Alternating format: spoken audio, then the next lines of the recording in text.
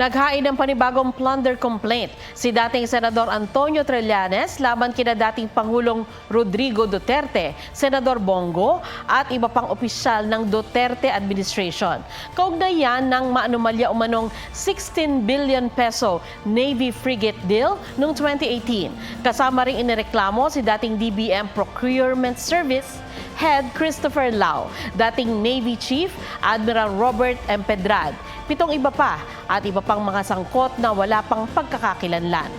Panahon ng Administrasyong Aquino nang bumili ang Pilipinas ng 2 frigate o barkong pandigma. Pero nabago raw ang kontratang yan sa Administrasyong Duterte, partikular sa equipment at mga gamit sa loob ng barko.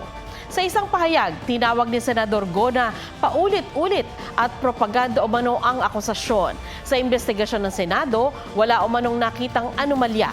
Paninira lang daw ito laban sa kanya at sa dating Pangulo. Gayunman, bukas daw siya sa hakbang para tuldukan ang aniyay kasinungalingan.